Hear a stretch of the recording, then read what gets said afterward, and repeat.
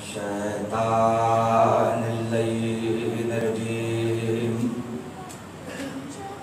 बिस्मिल्लाहिर्रहमानिर्रहीम अल्हम्दुलिल्लाहि रब्बिल आलमीन वस्सलातु वस्सलामु अला अशरफिल अंबिया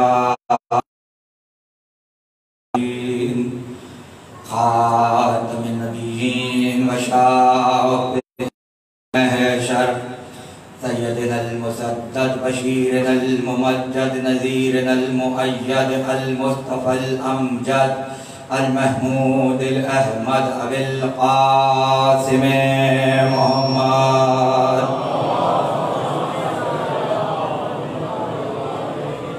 अहले बैतिहि तय्यबीन अत्ताहिरीन मासूमीन मज़लूमीन अल्लज़ीना अज़हबल्लाहु अन्हुमुर रिज्सा व तह्हरहुम तत्हीरा।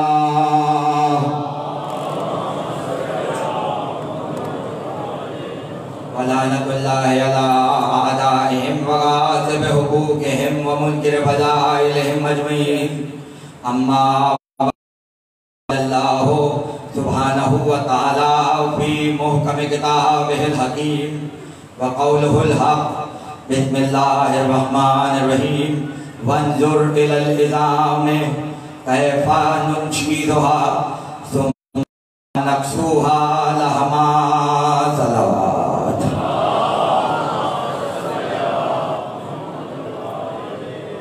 सब मिलके एक मरतबा आवाज़ बुलंद सलवात।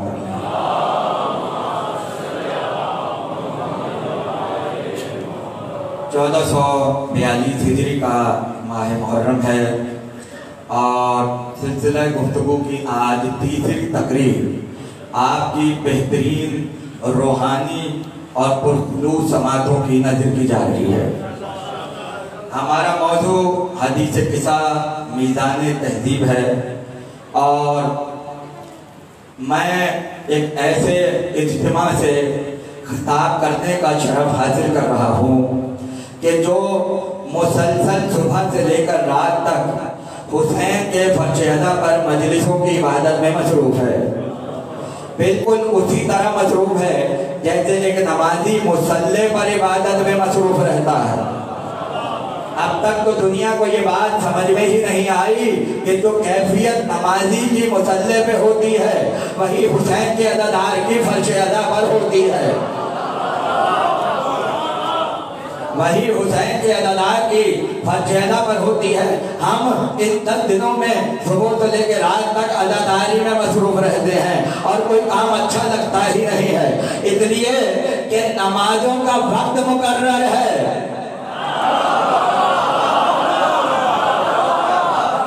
अदादारी का कोई वक्त मुकर्रर ही नहीं है। अदादारी का कोई वक्त मुकर्रर नहीं है। ये अजर रिसालत है, ये 24 घंटे जारी रहता है। और दूसरी बात यह है कि नमाज रह जाए तो कदा हो जाती है, अदादारी की कदा नहीं रखी है। अदादारी की कदा भाई मैं भी कैसी नादानी की बातें कर जाता हूँ, जो बातें करने की नहीं होती वो करनी भी नहीं चाहिए। भाई भला हम तकाबुल कर कैसे सकते हैं, इसलिए कि पूरी दुनिया उसकी इबादत कर रही है और खुदा खुद जिक्र आले मोहम्मद में मसरूफ है।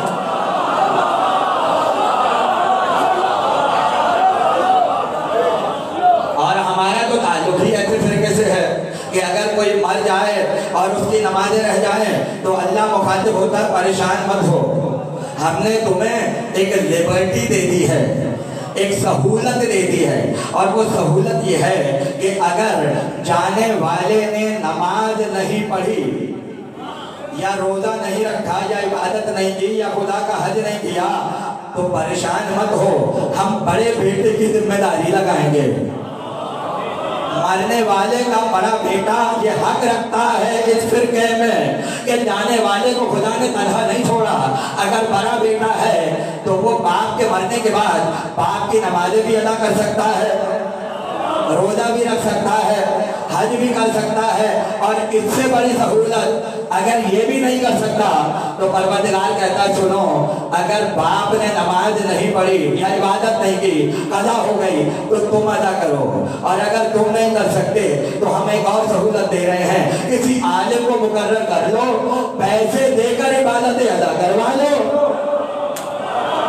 भाई तवज्जो चाहता हूँ, आप आलिम के पास गए, आपने हदिया तय किया, मरहूम की इतने साल की नमाजें नहीं थी, आप बता दीजिए कितना पैसे होंगे, हदिया ले लीजिए, नमाजें पढ़ दीजिए। हमारे मरहूम के रोजे रह गए, हदिया ले लीजिए, रोजे अदा कर दीजिए। हमारा मरहूम साहिब इस्तिताअत होते हुए हज नहीं कर सका, आप हज के बदल कर लीजिए, हम हदिया दे देते हैं।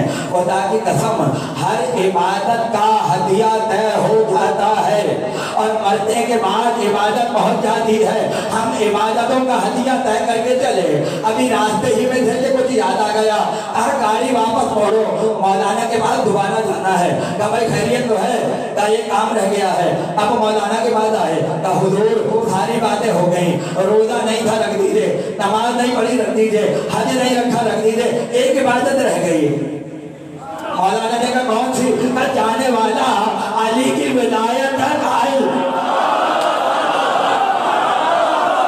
मौलाना ने कहा मियां सुनो, फुरूए दीन पैसे देकर अदा हो सकता है, उसूले दीन अदा नहीं हो सकता। अली की विलायत उसूले दीन में है।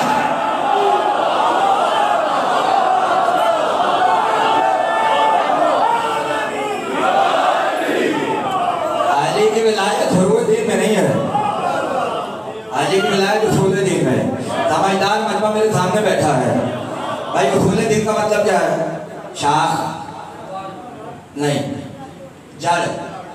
उसूल जड़ होती है और फुरू शाख होती है, फुरू शाख होती है। शाखें ऊपर होती हैं, जड़ होती है। शाखें सबको नजर आती हैं, जड़ गैबत में होती है।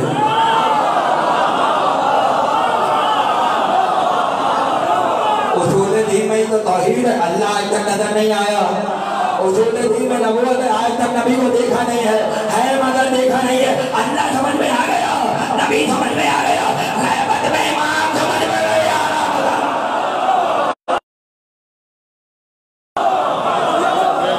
कयामत भी गैबत में है, कयामत भी गैबत में है। अजदाब जड़ें जमीन में है, शाखें आसमान में। जितनी जड़ मजबूत होगी उतनी शाख मजबूत होगी, जितना अकीदा मजबूत होगा उतनी शाखें मजबूत, जितनी जड़ें नीचे जाएंगी उतनी शाखें ऊपर की तरफ जाएंगी। अच्छा होता यह है कि दरख्त अक्सर बढ़ जाते हैं और जब बढ़ते हैं तो शाखें इधर उधर घुस जाती हैं, दीवार में घुस गई, खिड़की में घुस गई, कहीं और चली गई। तो होता क्या है, माली को बुलाया जाता है और माली से कहते हैं इसको जरा कम कर दो, जरा काट दो, शक्ल निकल आए ताकि हुस्न में इजाफा हो जाए। तो जब माली आए तो उसको रोकिएगा और रोक के कहिएगा भाई शाखें काटने की जरूरत नहीं है, आज हमने एक नया फैसला किया है। कहा भाई क्या फैसला किया? कहा शाखों को छोड़ दो, आज जड़ को काट दो। मालिक कहेगा दिमाग तो सही नहीं है, शाखें कट जाएंगी, दरख्त पे कोई फर्क नहीं पड़ेगा, अगर जड़ कट गई पूरा का पूरा दरख्त बेकार हो जाएगा। नमाज शाख है, रोजा शाख है, हज शाख है, अली की विलायत कर रहा है, अगर ये कट गई सब बेकार।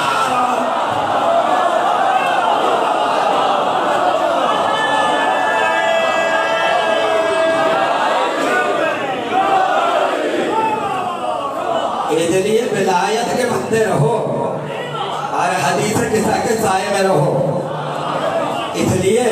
इसलिए जुमला शायद नया हो मगर मैं आज कुछ कहने से पहले दो बातें कह दूं। एक तो ये कि भाई मेंबर पर खतीब आता ही इसलिए है कि वो बताए तो सुनाना हो। तवज्जो रहे। और दूसरी बात ये है कि हदीस किस्सा का वाकया पैगंबर अकरम के इस दुनिया से जाने से 2 बरस पहले हुआ है और गदीर हुई है 2 महीने पहले। गदीर हुई है 2 महीने पहले। गदीर में मौलाइयत का ऐलान तो हुआ, मगर तफसील करूंगा अगली तकरीरों में। जब भी कोई चादर के अंदर आता था तो रसूल हर एक के लिए लक़ब मुकर्रर करते थे। हसन आए लक़ब दिया, हुसैन आए लक़ब दिया, अली आए लक़ब दिया, फातिमा आई लक़ब दिया। सबका एक एक लक़ब है। अली को 3-4 लक़ब रसूल ने दिए। और जब कहा या रसूल अल्लाह चादर के अंदर आ जाऊं, कहा आ जाओ मेरे भाई, आखिरी व वसी व खलीफती व साहिब लिवाई, मेरे भाई आ जाओ, मेरे वसी आ जाओ, मेरा आलम उठाने वाले आ जाओ। अभी गदीर नहीं हुई है, चादर में पहले ही अली की विलायत का ऐलान हो चुका है।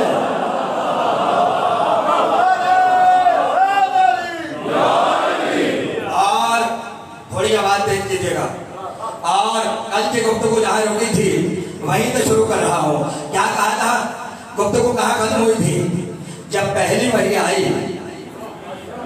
तो खदीजा की चादर मांगी थी, और जब तदहीर की आयत आई आ रही थी तो फातिमा की चादर मांगी। खुदा की कसम, ना नबी बदला, ना कुरान बदला, ना चादर बदली, कुछ भी नहीं बदला। और रसूल चादर ओढ़ के बैठ गए। शहजादी ने कहा बदरो तमाम ही वकमाले, मेरे बाबा का चेहरा ऐसे चमक रहा था जैसे 14वीं रात का चांद चमकता है।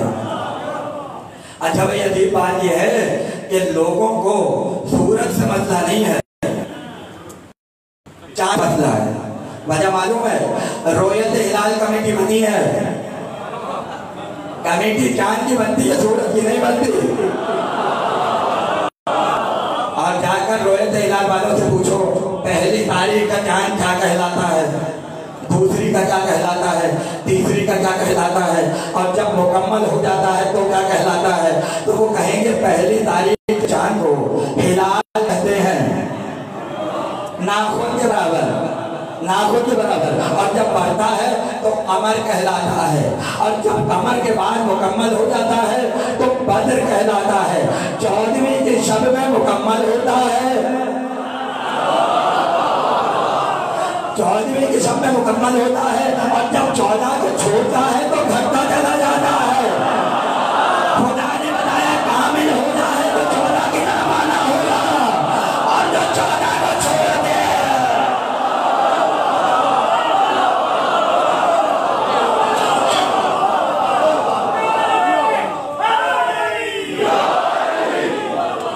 शहजादी कह रही है मेरे बाबा का चेहरा चांद की तरह चमक रहा था।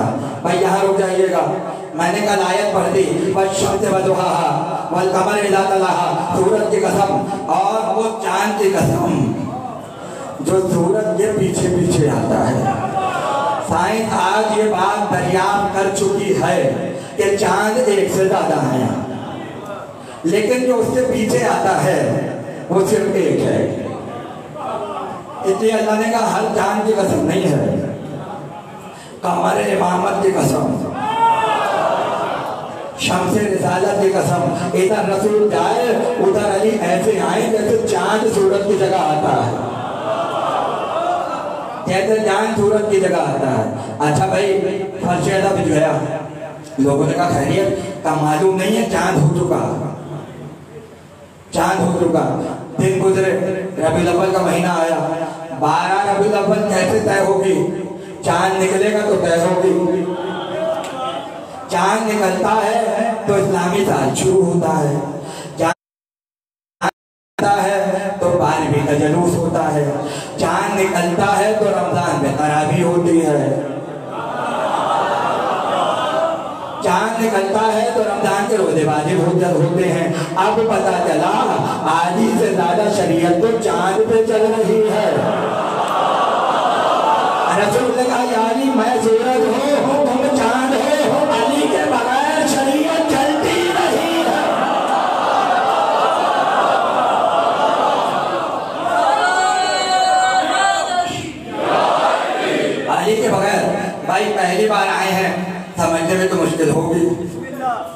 इतनी जल्दी तो जाकर को कोई नहीं समझेगा भाई। 2-3 मस्जिदें सुनेंगे, 3-4 अशरे सुनेंगे तो समझ में आएगा। इतनी जल्दी तो आदमी समझ में नहीं आता। तवज्जो है। अच्छा भाई, रमजान आए चाँद से, रोजा वाजिब आए चाँद से नहीं, सब साहिबाने फहम बैठे हैं रोजा वाजिब होता है रमजान में, और जब ईद आती है तो वही रोजा हराम हो जाता है। ये बताया किसने? अब पता चला अगर चांद रमजान से पहले आए तो रोजा वाजिब होता है, और वही चांद रमजान के बाद आए तो वही रोजा हराम हो जाता है। पता चला चांद हराम भी करता है और चांद हलाल भी करता है। हराम और हलाल की पहचान अली के हाथ पर लिख दी है। अच्छा भाई, एक दिन में ऐसा हुआ कि मेढे का नाम सुना है? मेढे का, मेढा देखा है? खाते हैं अक्सर लोग, लेकिन बहुत कम लोग जानते हैं। होता बड़ा खतरनाक है, नाम ही ऐसा मेढा। अरब में लोग ये नहीं जानते थे कि मेढा हलाल है या हराम। शुरू में ये बात मालूम नहीं थी। एक दिन में ऐसा हुआ कि चारों तरफ मट्टी ही मट्टी थी, और जब गध का दामन फटा तो देखने वालों ने देखा अली घुटनों के बल बैठे हैं और मेढे को ज़िबा कर रहे हैं। घुटनों के बल बैठकर मेढे को ज़िबा कर रहे हैं। लोग दौड़े में आए, कहा या रसूल अल्लाह, मेढा हलाल है या हराम?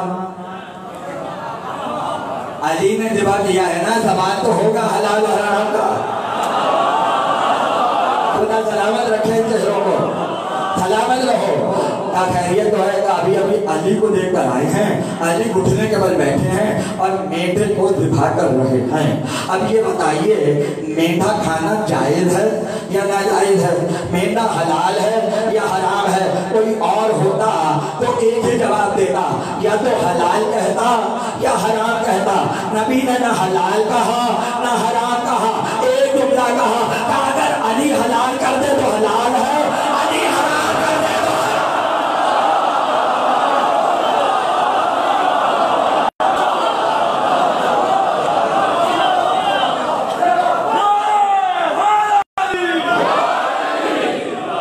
अली हलाल कर दे तो हलाल, अली हराम कर दे तो हराम।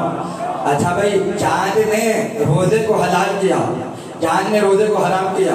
अच्छा भाई, हमारे तैमूर साहब तशरीफ फरमा है, फर्ज करें। अच्छा भाई, मैं रोज इन्हीं की मिसाल दे देता हूँ।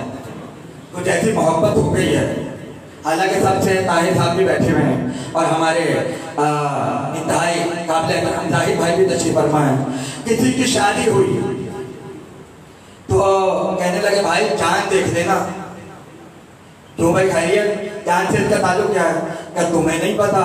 कमर अकरब चांद ही से तो होता है, यानी महीने के वो 3 मनहूस दिन, कमर दर अकरब। क्या मतलब हुआ?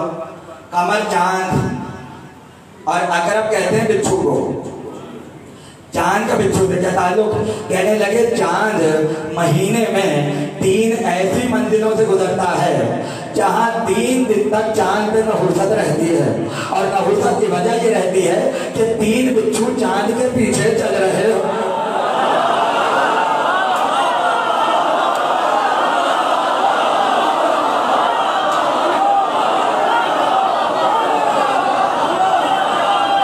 बहुत तेज हो साहिवाल वालों, बहुत समझदार हो, बहुत समझते हो, मगर मैं वो कहूँगा ही नहीं जो तुम्हारे दिमागों में है। अब सुनो, अली चांद है और हर महीने में चांद पर 3 दिन ऐसे आते हैं जिनकी नहुसत ज़माने पर पड़ती है।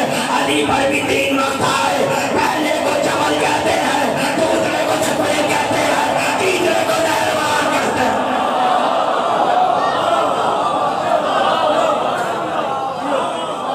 ना रुबाई पड़ी जा रही है, ना नारा हो रहा है।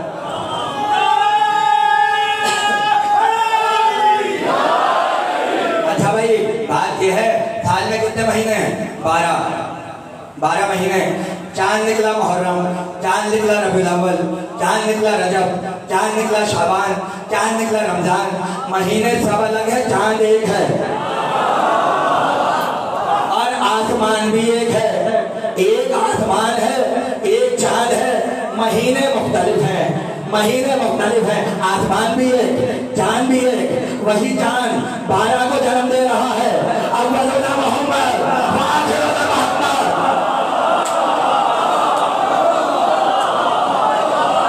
अरे मेरे भाइयों, अगला जुमला कैसे सुनोगे जो मैं कहने जा रहा हूँ। आसमान एक है, चांद एक है, एक चांद से 12 महीने हैं, तो 12 मोहम्मद आए या नहीं? अब पूछो आसमान कौन है? उन्हीं को अबू तालिब कहते हैं।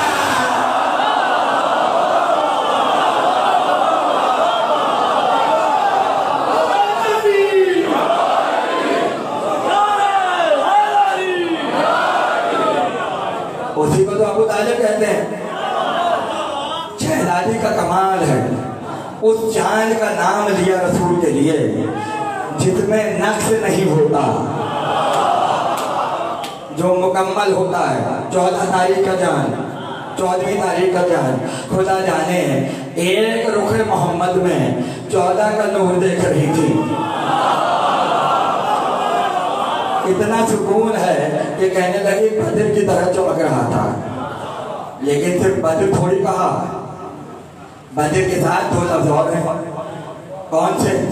का अन्नहुल बद्र फी लैलते तमाम ही व कमाले, तमाम और कमाल। अब जाहिर है हम तो उर्दू बोलते हैं और आपकी ज़बान सराइकी है, पंजाबी है, रूबी है। आपके यहाँ शायद ना हो, लेकिन सुना होगा। अगर नहीं सुना तो मुझसे सुन लीजिए। जब चांद पूरा हो जाता है उसको कहते हैं बद्र कामिल। बद्र कामिल, कामिल तो सब जानते हैं, मुकम्मल चांद। और दूसरा लफ्ज़ कहते हैं बद्र तमाम, यानी जब चांद तमाम हो जाए। इसलिए बद्र तमाम भी आता है और बद्र कमाल भी आता है। अगर दोनों के माने एक हैं तो शहजादी ने 2 लफ्ज़ क्यों इस्तेमाल किए? एक का मतलब है, तमाम का मतलब अलग है और कमाल का मतलब अलग है। एक मिसाल दूंगा और आगे बढ़ जाऊंगा, ज्यादा देर रोकूंगा नहीं यहाँ पर। देखिए, जब कोई शय अपने मकसद में पूरी हो जाए उसे कहते हैं कमाल, और जब कोई शय अपनी मिकदार में पूरी हो जाए, आप तक बात पहुंच गई, उसे कहते हैं तमाम। अब मिसाल दे दूं, 2 तराजू रख दिए, 2 तराजू, एक में वजन है, एक में फल। अब मकसद क्या है? मकसद ये है कि दोनों पल्ले बराबर हो जाएं।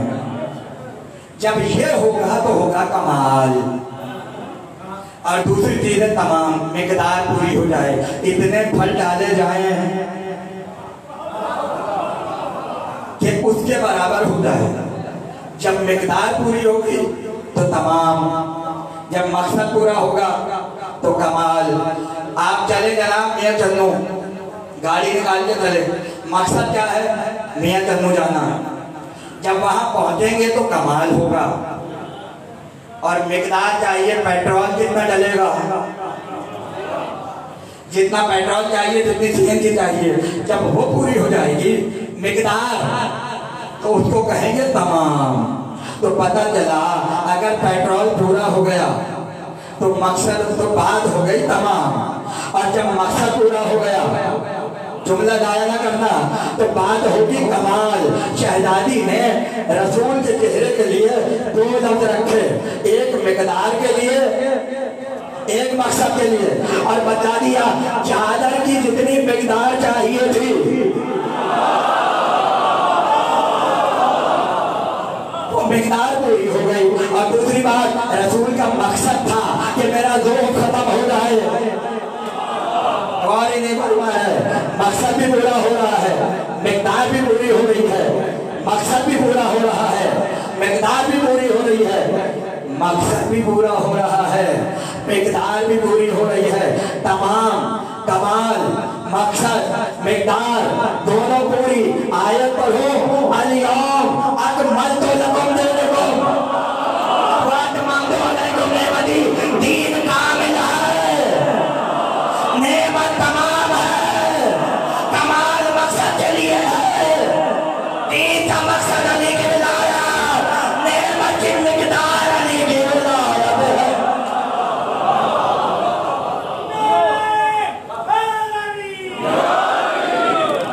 बात वाजे हुई या नहीं? बात वाजे हुई या नहीं? बहुत आसानी से समझा रहा हूँ। रसूल चादर ओढ़ के बैठ गए, चेहरा नूरानी। अब हसन मुस्तफा आए, आज गुफ्तगू शुरू हो रही है। आए, पहला जुमला का अम्मा, नाना की खुशबू आ रही है। अम्मा, नाना की खुशबू आ रही है कल चादर के अंदर। अब मैं अगर दस्ते अदब जोड़ लूं और कहूं, ऐ इमाम हसन मुस्तफा, चादर तो ओढ़ी है नबीले ज़हरा की, तो ज़हरा की खुशबू आनी चाहिए ना। पता चला खुशबू बदल गई, आज मोहम्मद से फातिमा की खुशबू आ रही है। अच्छा भाई, हुसैन आए, यही जुमला कहा। अली आए, यही जुमला कहा, भाई की खुशबू आ रही है। हुसैन ने कहा, नाना की खुशबू आ रही है। जब हसन आए थे तो हुसैन और अली नहीं थे। जब हुसैन आए थे तो अली नहीं थे। इमाम हम मानते हैं, मासूम हम मानते हैं, मगर अभी अकीदा थोड़ी देर के लिए एक तरफ रख दीजिए। अगर कोई ईसाई हदीस किस्सा पढ़े और हिंदू हदीस किस्सा पढ़े तो वो सवाल तो पूछ सकता है, भाई अजीब बात है, तो बाप नहीं था, जब दूसरा बेटा आया तो बाप नहीं था। यानी हसन ने तो जुमला कहा, वही हुसैन ने कहा, जो हुसैन ने कहा वही अली ने कहा।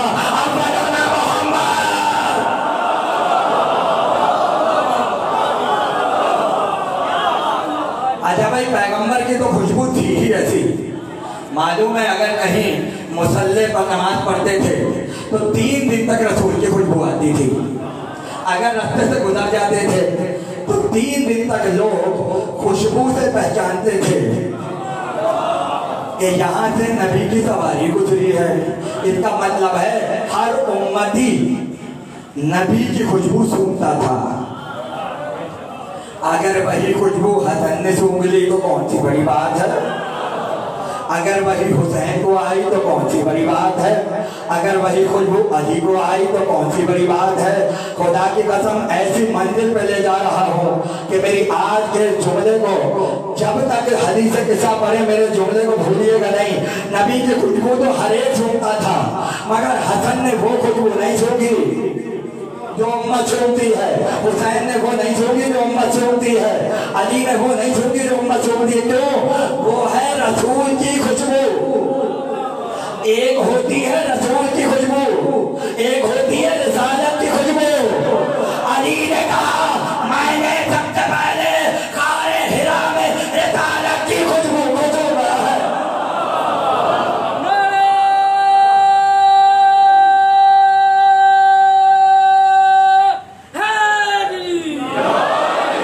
मैंने सबसे पहले रिसालत की खुशबू सूंघी है। अच्छा भाई, कुरान में सूरह यूसुफ में जिक्र आया, जब यूसुफ का कुर्ता मिस्र से चला और याकूब दमिश्क में बैठे हुए थे और बेटों से कह रहे थे, मुझे यूसुफ की खुशबू आ रही है, मुझे यूसुफ की खुशबू आ रही है। खुदा जाने अगला जुमला कहाँ तक जाएगा और कौन आगे से लेके पीछे तक कितनी दाद देगा।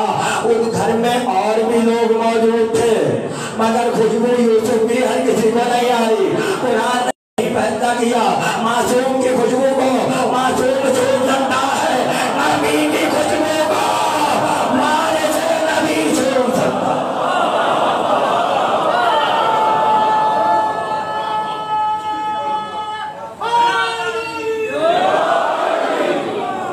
नाना की खुशबू, भाई की खुशबू। भाई बात वादे हो रही है, बात वादे हो रही है। एक खुशबू मिर्जा गालिब को भी आई। गालिब उर्दू का सबसे बड़ा शायर कहने लगे, उर्दू गजल कहते कहते बीच में एक शेर में अली की तारीफ कर दी।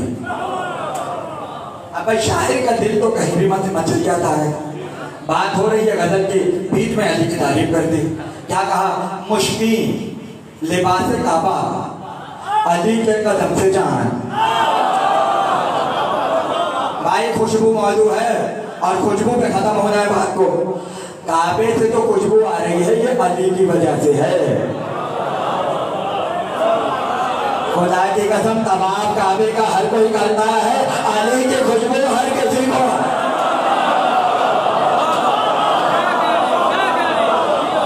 गालिब कह रहे हैं मुश्किल मुश्किल मुश्क मुश्किल लिबास काबा अली के कदम से जान।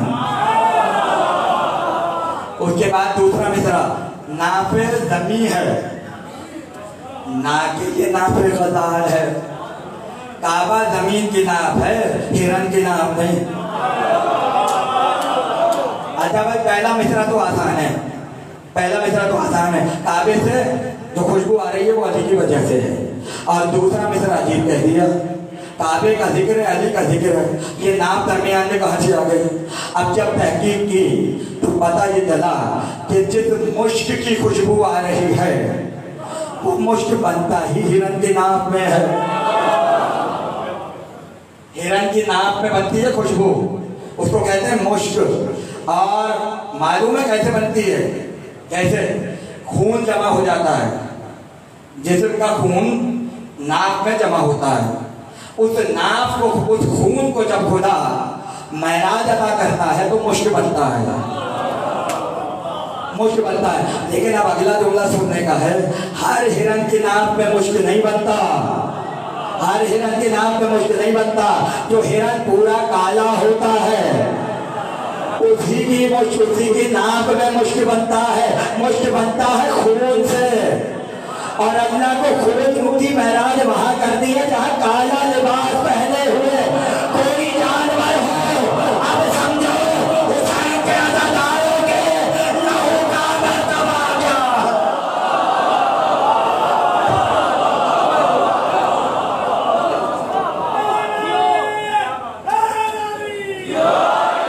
हिरन की नाप, गालिब कह रहे हैं ये हिरन की नाप नहीं है, ये जमीन की नाप है। अब एक और नई बात, एक और नई बात। क्या मतलब? पता ये चला कि इंसान के जिस्म में पहली जो शय बनती है वो है नाप। सबसे पहले नाप बनती है, नाप फैलती है, जिस्म तैयार हो जाता है।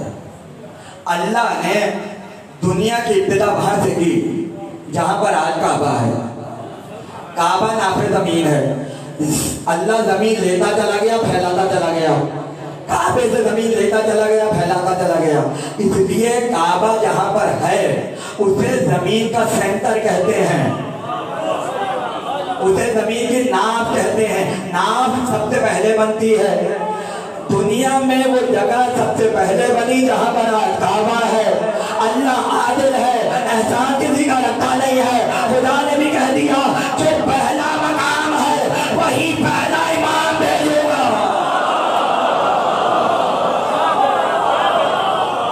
जो पहली जगह है वहां पहला इमाम भेजूंगा। अच्छा भाई सब जानते हैं, सबको मालूम है, जब बच्चा चिकमे मादर में होता है रिज़्क़ कहाँ से मिलता है? खाता तो है नहीं, गौर ही नहीं फरमा रहे भाई, मुंह से तो खाता है नहीं, नाक से अल्लाह बच्चे को रिज़्क़ फराहम करता है। पता चला नाक वो जगह है जो इंसान को सबसे पहला रिज़्क़ देती है। काबा नाफे ज़मीन है, उसमें अली मौजूद है। अल्लाह अली को रिज़्क़ दे रहा है।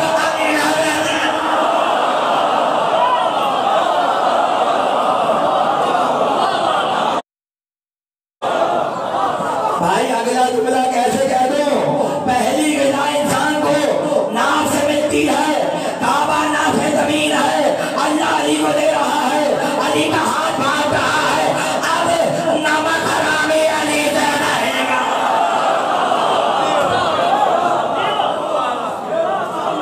नाफे ज़मीन है, नाके ये नाफे बता है, ये ज़मीन की नाप है। हिरन की नाप नहीं है। अगर मुश्त मिल गई ना कभी, बहुत महंगी होती है, हजारों लाखों में, असली हो तो हर कोई खरीद भी नहीं सकता। अगर मिल जाए तो सूंघ के देखिएगा, खून से बनी है, खून से। जब सूंघते हैं तो नाक से खून जारी हो जाता है। इतनी तेज खुशबू है कि जब दिमाग में जाती है तो खून आ जाता है। अब मुझे ये बताइए, जब इंसान का ये आलम हो, जिसकी नाक में मुश्क बन रहा होगा, खुदा जाने उस हिरन का क्या हाल होता होगा। इसलिए माहिर हैवानात कहते हैं, जो जानवरों के माहिर हैं, जो हिरन के माहिर हैं, वो ये बयान करते हैं कि जब मुश्क बन रही होती है और उसकी खुशबू निकलती है और निकल के हिरन के दिमाग में पहुंचती है तो हिरन दीवाना हो जाता है। और जब दीवाना होता है तो उसकी पहचान ये होती है कि जंगल में दायरे बना बना कर भागना शुरू कर देता है। इधर उधर नहीं भागता, यहाँ वहाँ दायरे बनाकर भागता है। नादान होता है, दीवाना होता है, मगर भागना फिर भी जानता है। और जब शिकारी देखते हैं कि ये दौड़ रहा है, इसका मतलब है मुश्क हासिल करने का वक्त आ गया। बस वही वक्त होता है, शिकारी बढ़ते हैं, मुश्क को अलग करते हैं, जुदा कर लेते हैं। हिरन अपनी असली हालत पर वापस आ जाता है।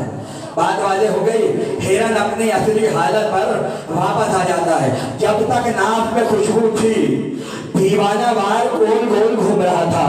उसका गोल गोल घूमना ये बतला रहा है उसकी नाक में कोई खुशबू मौजूद है। राजब कह रहे हैं काबा जमीन की नाक है और नाक में अली की खुशबू है। जब तक हिरन की नाक में खुशबू है, हिरन दीवाना है। जब तक जमीन की नाक में खुशबू है,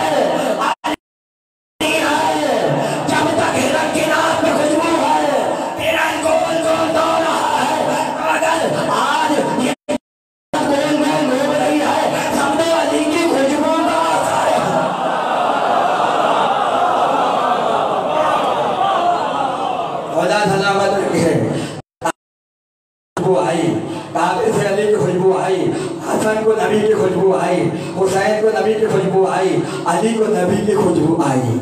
अब तकरीर का आखिरी जुमला, बहुत तवज्जो वाले बैठे हैं। खुदा की कसम इतनी मजलिसें रोज हो रही हैं लेकिन थकावट का एहसास महसूस नहीं हो रहा। खुदा करे नबी शबे आशूर तक यूं ही सिलसिला जारी रहे और चेहरे इसी तरह चमकते रहे और जिक्र अली होता रहे। न सुनने वाले थके न पढ़ने वाला थके। मगर अब मैं एक खुशबू आपको सुखा रहा हूँ। पैगंबर की हदीस आई, खुशबू जहन में रहे।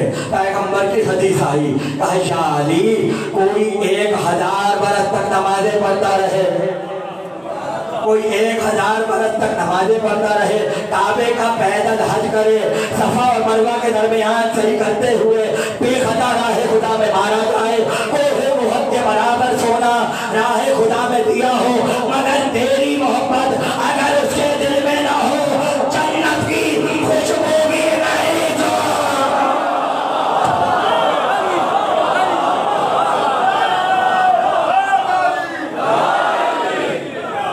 जन्नत की खुशबू भी नहीं सूंघ सकता। खुशबू के भी आदाब होते हैं। जब तक अली की मोहब्बत ना आए जन्नत की खुशबू दाखिल नहीं हो सकती। इसलिए कि अली की मिल्कियत है, अली की मिल्कियत है। खुशबू बताती है कौन है, खुशबू बताती है कौन है। यही हुआ जब कूफे में 2 या 3 बच्चे आए तो बच्चों की खुशबू बता रही थी ताल्लुक बनी हाशिम से है, ताल्लुक बनी हाशिम से है। मुहर्रम की आज 3वीं तारीख हो गई और मैं 2 यतीमों का जिक्र करने वाला हूँ। कौन यतीम? जब करबला जाना, करबला से 70 किलोमीटर दूर एक जगह है, उसे कहते हैं मुसैयब। जब वहाँ जाते हैं दूर से 2 छोटे छोटे गुंबद नजर आते हैं, दिल तड़प जाता है। किसका रौजा? का मुस्लिम के यतीमों का रौजा। एक की उम्र 8 साल है, दूसरे की उम्र 9 साल है। एक का नाम मोहम्मद है, एक का नाम इब्राहिम है। अल्लाह ने 5 बेटे दिए थे मुस्लिम को। एक मदीने में रहा जिससे नस्ल चली। 2 को मेरी शहजादी रुकैया अपने साथ करबला ले गई और 2 बच्चों को मुस्लिम अपने साथ कूफे ले गए। खुदा की कसम, ऐसे सफर पर कोई बच्चों को साथ लेके नहीं जाता। ये ले जाना खुद बता रहा है। आप बेटे को कितना चाहता था, बाप बच्चों को कितना चाहता था। दोनों शहजादे चले, बाप के साथ कूफे में रहे। मुस्लिम शहीद हो गए। दोनों बेटे इब्ने ज़ियाद के जिंदान में पहुंच गए। जिंदान का दरबान कहता है कि जब से वो बच्चे जिंदान में आए थे तो मैं उन्हें देखता था। सुबह से लेकर रात तक बच्चे नमाज की हालत में रहते थे। बच्चे कुछ और नहीं करते थे। सुबह से रात तक सिवाय नमाज से कोई काम ही नहीं था। एक दिन आया, बच्चों तुम्हारे चेहरों से लग रहा है तुम पर जुल्म किया गया, तुम्हारा कोई कसूर नहीं है, जरा बताओ तुम हो कौन और कहाँ के रहने वाले हो। अरे कुर्बान जाइए, मसाइल की इंतहा है। कैद खाने में आले मोहम्मद है और कुर्बान जानता तक नहीं है जिंदान में। एक मर्तबा हाथों को जोड़ा, का बताओ कहाँ से ताल्लुक है। बच्चों ने कहा तूने मदीने का नाम सुना है? का मदीने का नाम? अरे मैं मोहम्मद का कलमा गो हूँ, वहाँ मेरा मोहम्मद रहता था। कल नबी को जानते हो, कलमा को भी हो? कहा अगर तुम मोहम्मद को जानते हो तो तुमने जाफर तैयार का नाम भी सुना हो। उधर किसी गम में न रुलाए, इसी तरह रोते रहो। मैं आराम से मसाइल पढ़ूंगा, आज आराम से मसाइल पढ़ूंगा। कहा जाफर को जानता हूँ। कल ये बताओ हमजा का नाम सुना है? बड़ों के नाम लिए हैं बच्चों ने। कहा हमजा को जानता हूँ, इस्लाम का शेर, नबी का बहादुर चचा। अच्छा ये बताओ तुमने अकील का नाम सुना है? कहाँ सुना है? अकील के बेटे मुस्लिम का नाम सुना है? मुस्लिम का नाम आया, दरबार के हाथ कांपने लगे। कहा ये तो मेरे आका का सफीर है जो अभी कुछ दिन पहले कूफे में मारा गया है। क्या सुना रहे? उसी मुस्लिम की औलाद है और तेरे जिंदान में है। खुदा किसी पे ये वक्त न लाए। अदादारों ये जुमला सुना। दरबार ने दरवाजे को खोला, बच्चों के कदमों पे गिर गया। कदमों को से रुखसारों को मना का बच्चों माफ करना, मैं नहीं जानता था कि तुम मुस्लिम के बच्चे हो। अब मैं तुम्हें किसी तरह से रिहा करता हूँ। जब यहाँ से निकलना तो हश्र में मोहम्मद से कह देना मैंने तमाचे नहीं मारे, मैंने तालियां। हश्र में गवाही दे देगा।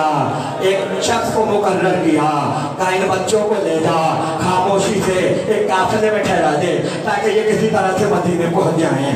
बच्चे चले, उस शख्स ने काफिले के साथ किया, मगर बच्चे काफिले से अलग हो गए। काफिला कहीं निकल गया, बच्चे कहीं निकल गए। वजह मालूम है, बहुत रोग है, कयामत का जुमला कह रहा हूँ। वजह यह है कि अगर किसी को कई दिनों तक तारीख कमरे में रखा जाए तो उसकी बीनाई कम हो जाती है। मुस्लिम के बच्चे इतने दिन जिंदान में रहे, रातों रात नजर नहीं आया, काफिले से बिछड़ गए और जब बिछड़े तो फुरात के किनारे आ गए ताकि पानी पी लें। कोई पानी पिलाने वाला नहीं था। अदादारों बच्चे दरिया के किनारे रहे।